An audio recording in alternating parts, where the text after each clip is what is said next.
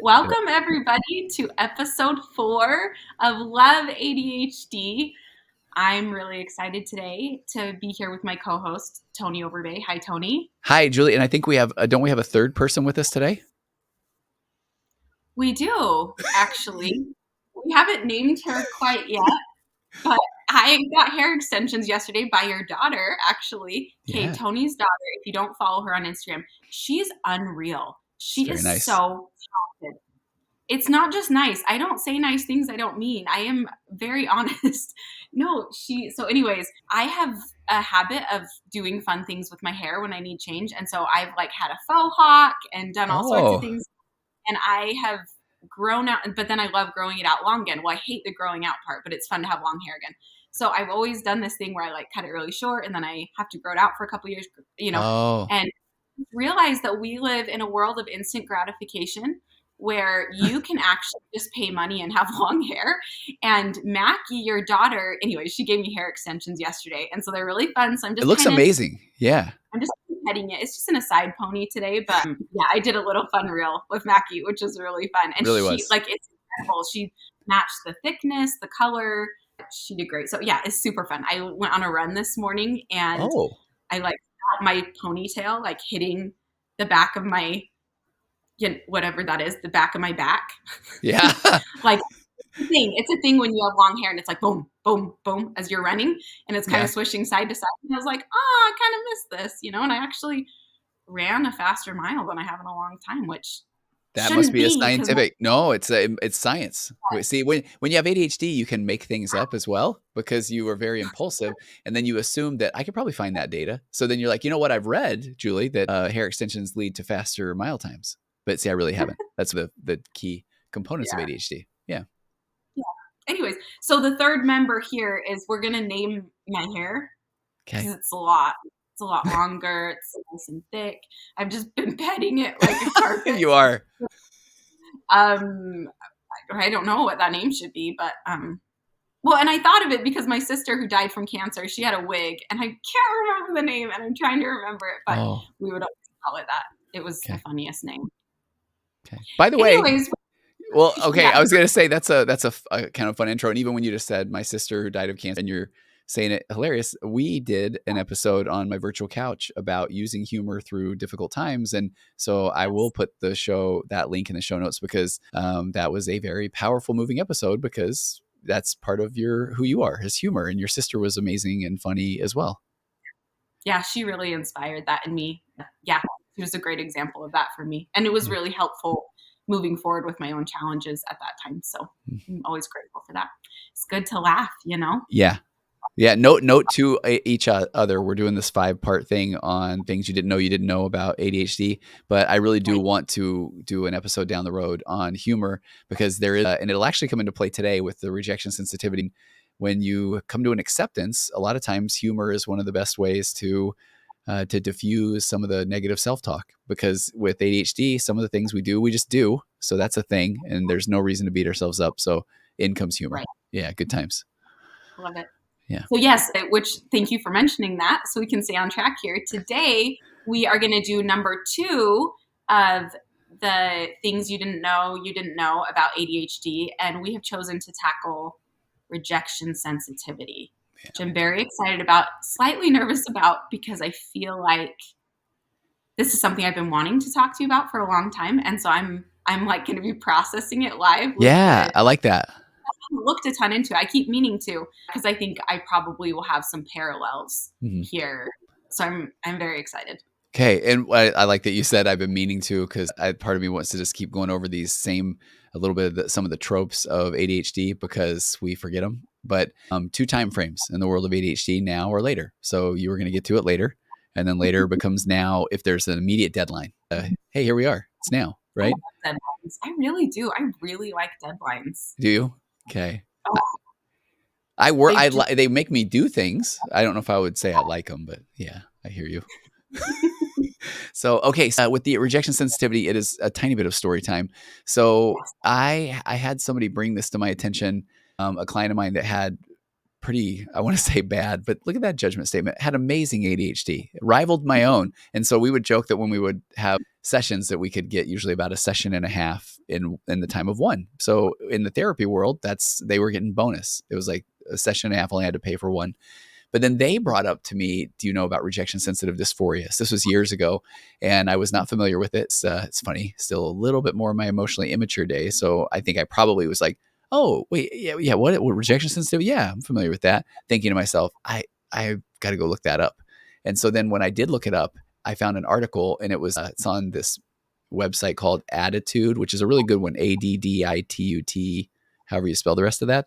And it's a ADHD online magazine or website, and they have one on rejection sensitive dysphoria, and it goes over some of the concepts we'll talk about, anticipatory rejection, and kind of go really quickly up into fight or flight response, and our amygdala can get hijacked, and when we feel slighted, or we can create stories that we feel like people don't care, or we feel if they don't respond the way we think they should, that they don't like us, and a lot of those things.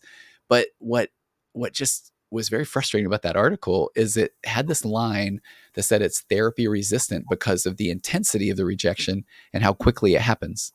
And I just thought that doesn't sound very hopeful. And so then I did what any good person would do. I ignored it and figured it would go away. And so then if I noticed my own rejection, then I really did start to notice that, okay, I am aware of this. And you can, when you're aware, you may not be able to do things about it in the moment because you're already in that amygdala hijack state. But then once it's done, I think so many of us don't want to deal with discomfort. We don't want to feel like we did something bad. So we just are like, you know what? I'm sure that there were some things that happened there that I'm not very happy with, but I'm just going to move on. And so part of this is like learning to sit with the discomfort. And then I always say, like, review the game film of what happened. And usually you can see where you started to feel triggered and where you started to feel unheard or unseen, and kind of what led to that rejection and then led to maybe the outburst. And so at that point, then you don't beat yourself up, and everything becomes this opportunity to grow, and it becomes this process. So then I just thought, okay, I don't even agree with this article that I was reading. And then when the book ADHD 2.0 came out, which I know we've talked about probably on every episode, which I will, because that one, I think I joked, we got the New Testament, the Old Testament, we got ADHD 2.0, we got our canonized scripture. And so in that one, it just kind of mentions rejection sensitivity as a thing, but it doesn't say, so you're kind of host, it's saying this is a thing. And so I don't know if I finished the book, on account of ADHD, but it probably said some very important things after it acknowledged it, which I think is a thing. But let's talk about it. So I want your comments. So I've got a few notes here that I think I have accidentally closed the window on. That's shocking. No, I did not. It's okay. One of my 900 tabs. Julie, do you have a million tabs up? No. I think we're going to learn that you and I are different in this way. I make impulsive decisions because I don't want to think about it again. I keep my house fairly clean because clutter, don't do well with clutter. I like things to be done right now.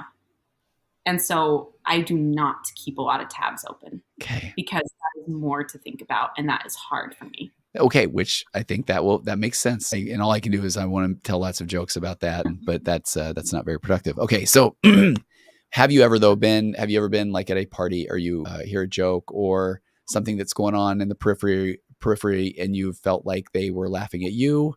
Or are you ever the person that if somebody doesn't get back to you with a text after you send them something, do you ever make more of that than maybe there is? And you don't have to even say yes. That might not be a thing.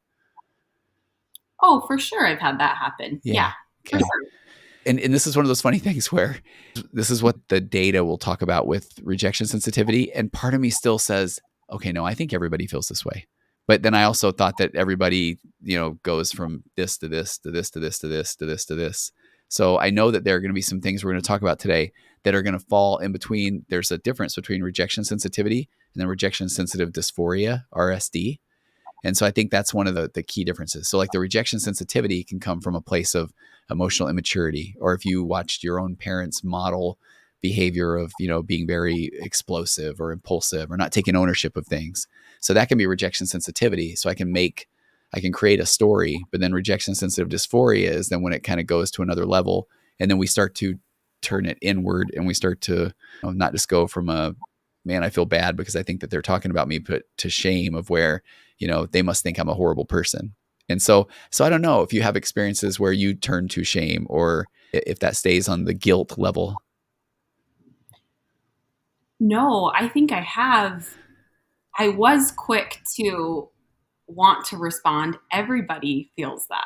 Okay. Right. The text one, especially. The first you talked about, like maybe they're laughing at me or making fun of me. That one doesn't ring as true. Not that it hasn't happened Mhm. in my life, but the texting one, I for sure have told stories before. Told I remember a therapist saying, "You're a great storyteller." Like the stories we tell ourselves about Yes. what's going on. And what's hard is sometimes I'm right. Yeah. You do got to read the room a little. Yeah. And sometimes when someone doesn't text you back, it is because maybe you're not a priority or something. You know what I mean? Like there is some truth where you got to read human behavior. But am I more susceptible to that? Maybe. I try not to be. I mean, I try to really combat those thoughts just in general, but I don't know. Yeah. I Well, don't I like what you're saying though, because this is where, again, everybody is prone to rejection. If not, we could someday you can hop over to my Waking Up to Narcissism podcast and I'll point you to the episode on psychopath, sociopath, narcissist, or emotionally immature. Like that's a real fun game to play. But Yeah. I think that the part where it hits a little bit deeper is when that it can really become pervasive and it can be like an intrusive thought. And then it's something that then one carries with them, even maybe outside of that time frame.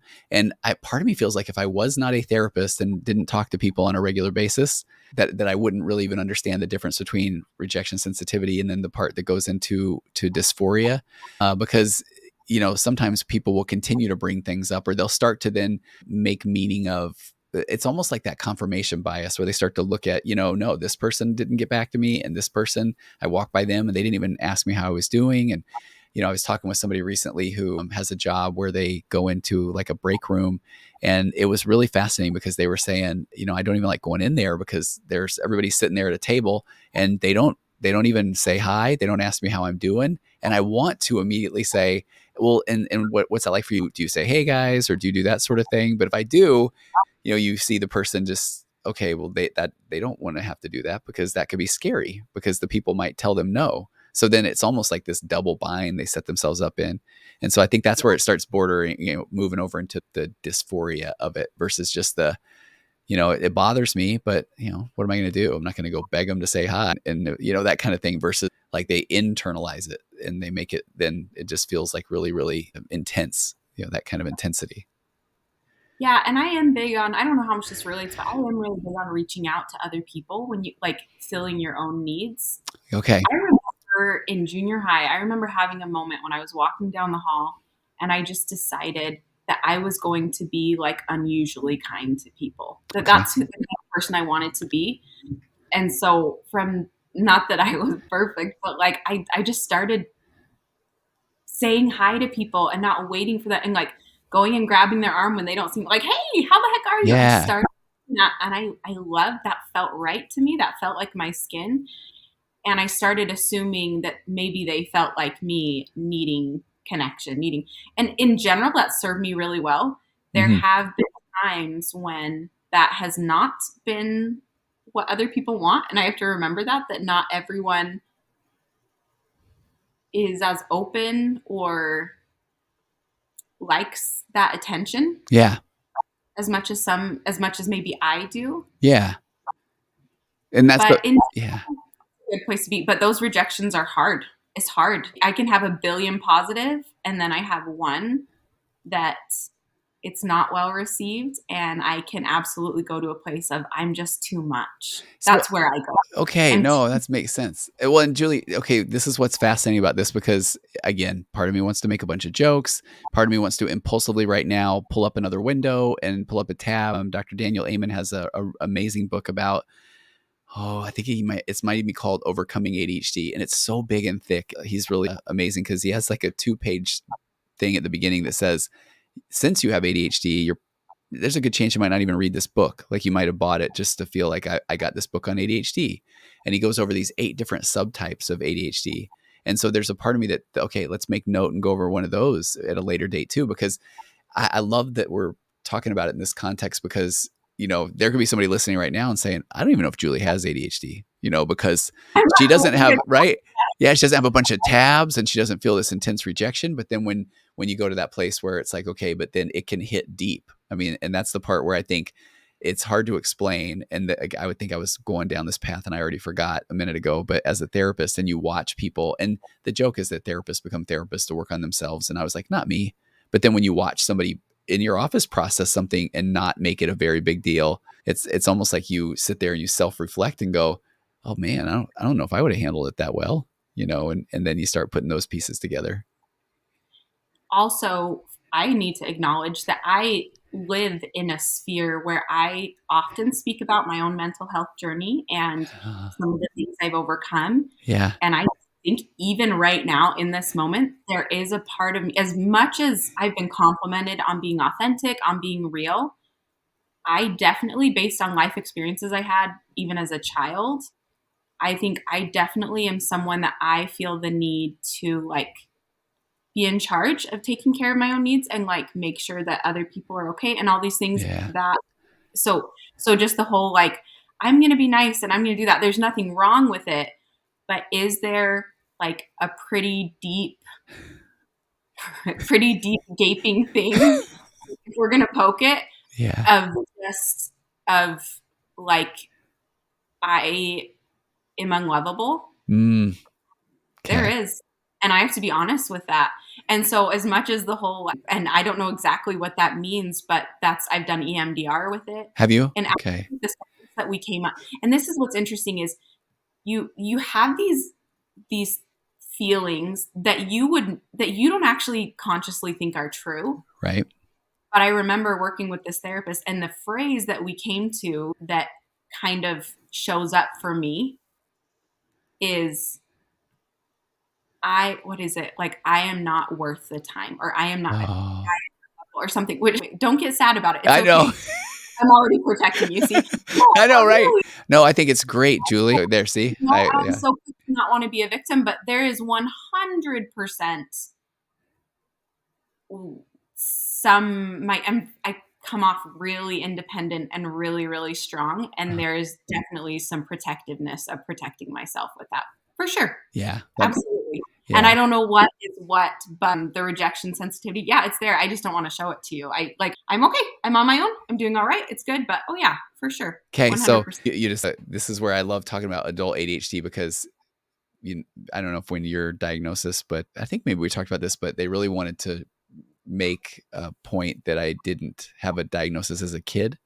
But then as a kid, I mean, number one, I don't think we would have gone to the doctor to look at that because that was a million years ago. But also I would get my validation through sports and comedy and student government. So then, Yes. you could keep the balls juggling enough to feel like you were okay. And then it's Hmm. like, if I never had to stop and pause, then I never had to sit and think about that. I am unlovable. I am not enough. Yeah. Is that kind of where you're going with that a little bit too? If you can go and aggressively get your own validation. And I think for me, there's a lot of things in my life I couldn't control, Uh-huh. but I could control. And like, I didn't feel like I was super talented at like anything, but I was like, I can be really nice. And I did. Yeah. And it's a good thing to be nice, right? But did I get a lot of my worth from I was known as being a nice person that reached out to other people? Yeah. For sure. For So, sure. Yeah. well, it's Just funny when you said it's good to be nice, right? And that's where are you familiar with the Enneagrams? oh, The someone tried to get me to do it recently and Okay. I did not, but I thought about it. Okay. Well, and I usually kind of, it's so funny. I'm almost like anti-personality test as a therapist. And then I've realized my immaturity, probably my rejection sensitivity about it is when I learned that, okay, I'm a licensed marriage family therapist. If you get your PhD, you're a clinical psychologist and then they get to get the big money for administering psychological tests. So then I was like, oh, well, you know what? I don't even think they're cool, like a psychological test, but They're nerds. right. But I digress. But like the Enneagram, there's one that I think it's like a number 2, and I don't even, but it's the caretaker. And then I think I was talking to one of my daughters is the caretaker, and she's like also known as, I think she said, the pushover, and it's the part where that compulsive kindness or pathological kindness though can at times be taken advantage of. And now we get over into that world of when I have my women's Facebook group for women who are in relationships with emotionally immature or narcissistic people, they're typically that pathological kind that are really good at being nice. And then Yeah. unfortunately, they found themselves in a relationship with somebody that does not appreciate that kindness. So I think when you are in the right situation or position, then it's an amazing tool, that kindness. But then in other times, if that person is being pathologically kind so that people will like them because of that fear of not being enough, then I think that can be a challenge. Yeah, that's very reflective of, yeah, me. For sure. You laid it out very well, and that's all I'm gonna say. Okay. So So with true. with the rejection sensitivity, I think it's maybe of note to just mention a couple of things. It's actually not a real medical diagnosis, so it really is something that's talked about. And so I think that I've had a couple of clients go to a doctor and even ask questions about it, and then have had, I can think of two in particular where the doctor has said that isn't a thing.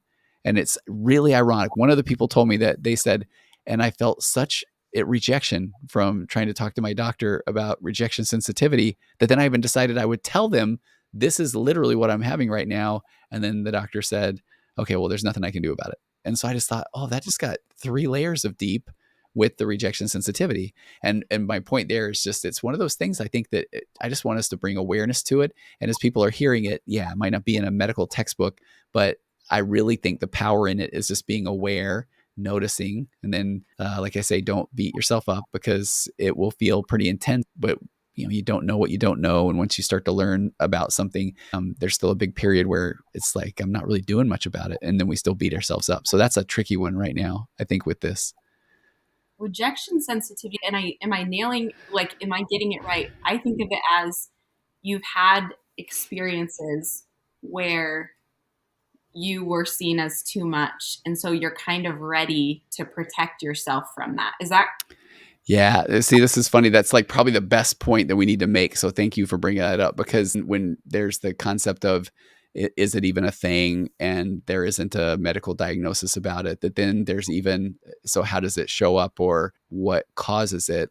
There's a bunch of people that like to make the point that it's still being studied, and that even trying to get the test data is difficult to do. So some believe that it's hard to even put the criteria together to study it.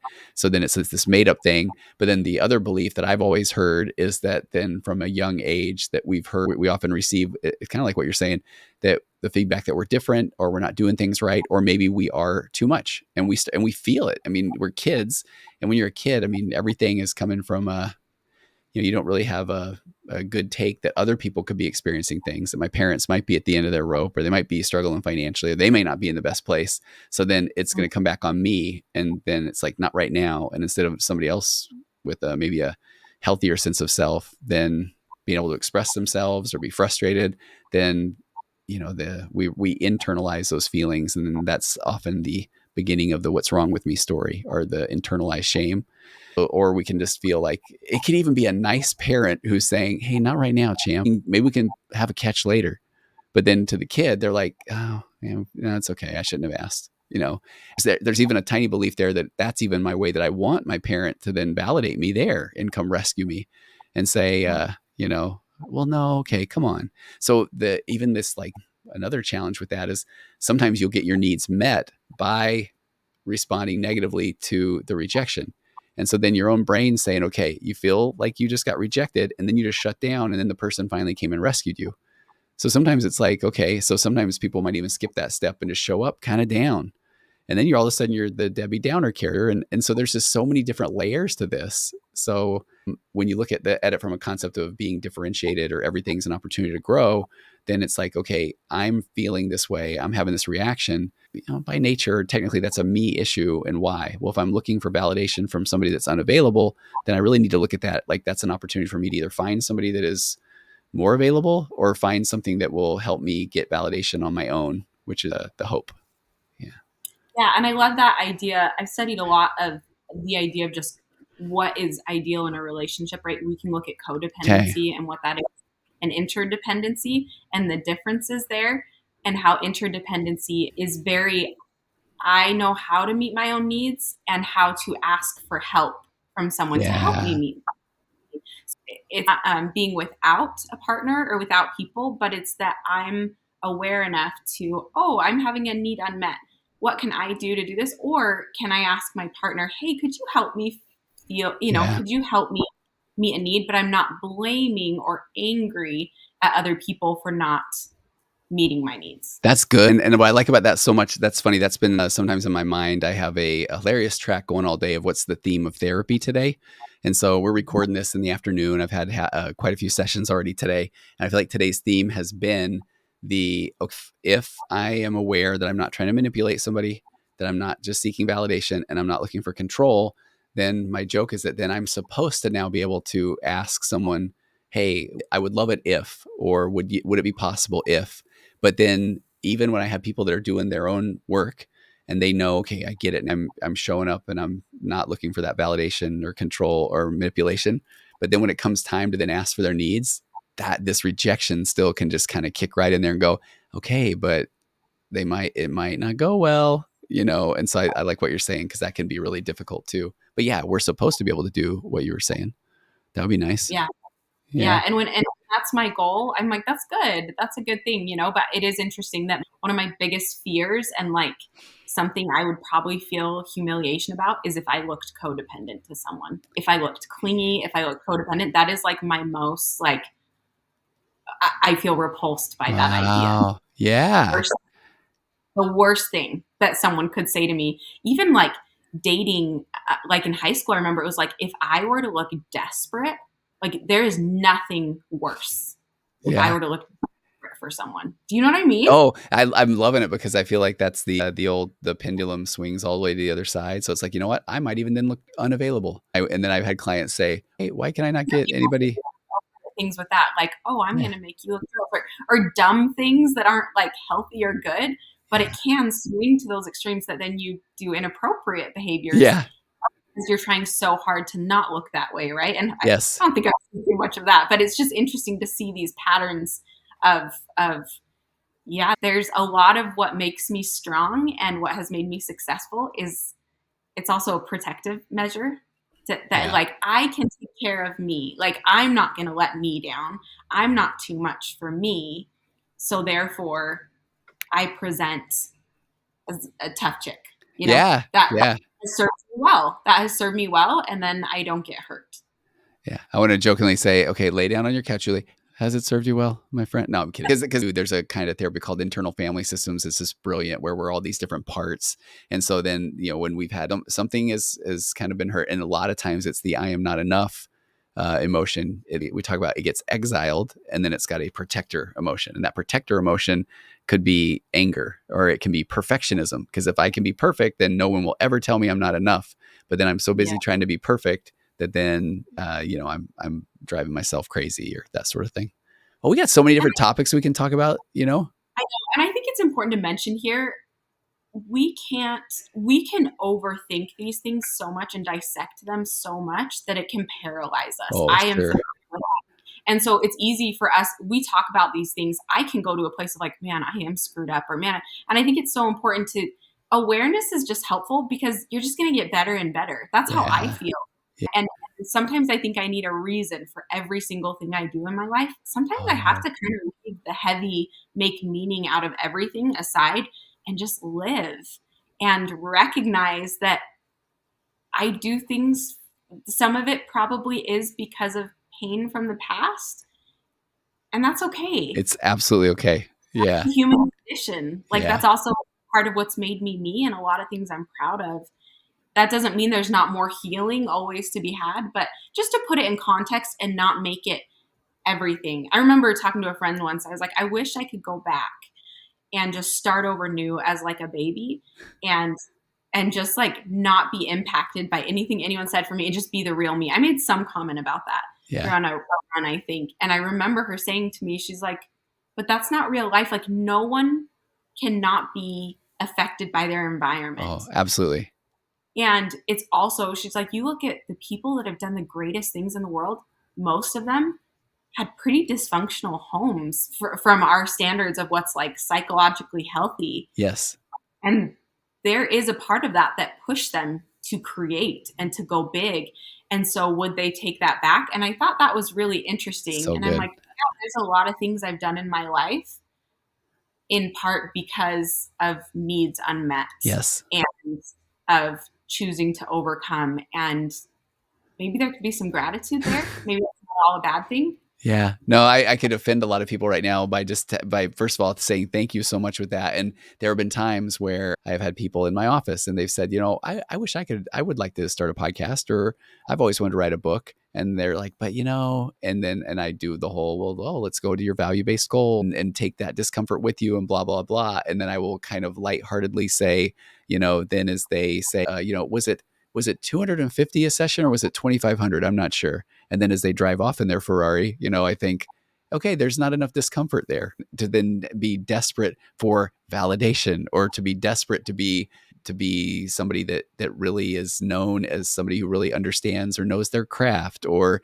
because there isn't that wound to say, I've never been enough. I would like for people to look at me now, please. And so isn't that crazy, or isn't that amazing? Right? Yeah. That's so cool. It's so amazing. It's awesome. Okay. Yeah. Julie, I think we went past the 25-minute mark, but this is like here's what I'm excited about. I've 400, 500 podcasts later, I've never actually had 3 or 4 in a row with somebody. And so I'm sitting here just geeking out about, as we start to get to know each other better, and I already thought we knew each other pretty well, it's going to be fun to just like, even when you're saying, sometimes I think that things just happen or whatever, and I'm like, I can't wait to pull out my old, when people are saying, man, why did I do that? And it's like, well, really the reason you did it is because you had never been you in that situation before. That was the first time, and that happened, and that's liberating. But that only took me about 10 years as being a therapist and a good 5 years of meditation to get to that point. That'll be fun. But we have so many fun things we can talk about. It's going to be great. Yeah. Awesome. Will you end us with a closing prayer? Chance thing, very cultish for yes. what we're about. And you end us with your ADHD, okay? Yes. Will you leave it? What's the message? What's the message here that you would give to someone that has found out they're diagnosed with ADHD as an adult? It would be, dear Julie's hair. Okay. Let's just come up with a name right now. I can't. I can't. Okay. That's me trying to be impulsive. And you're like, no, right? Okay. Dear, well, it's dear Julie, Tony, and Julie's hair. Dear the 3 of you. Thank you for doing your best to try and understand rejection sensitivity, because it is something that has been treated as one of the most horrific parts of ADHD, so much so that then it keeps you from avoiding situations because of that fear of the rejection, that anticipatory rejection. And because of that, doggone it, you miss out on a lot of cool things. But it's been blown out of proportion, probably by people that don't really have ADHD. And maybe I'm joking right now. Maybe I'm not. Because the reality is, even you, Tony, I'm really getting into this part now, Julie. Even you, Tony, were so afraid to talk about rejection sensitivity that you didn't want to talk about it. I think maybe you were so afraid of the rejection. And then meanwhile, when someone else said, hey, it might not be as bad as you think it is, then you said, cool. And then since that time, you've been fine. So it turns out you were kind of fine the entire time. So after hearing this episode and learning these things, you're going to be okay. So don't beat yourself up. And rejection, okay, that's a thing. And if you notice that you are feeling that or anticipating it, then that's adorable. And give yourself a hug and go pet Julie's hair. And then just go ahead and bring all that discomfort along with you. And you'll find out, as one of my favorite quotes says, that you may feel like you're jumping out into the great abyss, but finding out that out there is a feather bed. Love, your pal, ADHD. Thank you. I learned some things about you in that note. Did you now? Your fun brain. Mm-hmm. Oh, I enjoy my brain sometimes. I do. All right. Well, let's close. Next time we'll do number 3 of 5 things you don't know that you didn't know about ADHD. Okay. Do you want to tease it which one it is, or do we just say surprise next time? No, so I don't know if you know this about ADHD, Tony, but ADHD, we are pleasure seekers. Yes. So surprises are fun. Yes, they are. They're fun. So let's have it be a surprise. Okay. Is what I think. Surprise. Surprise. Okay. Julie, have a great week. You too. All right. Bye.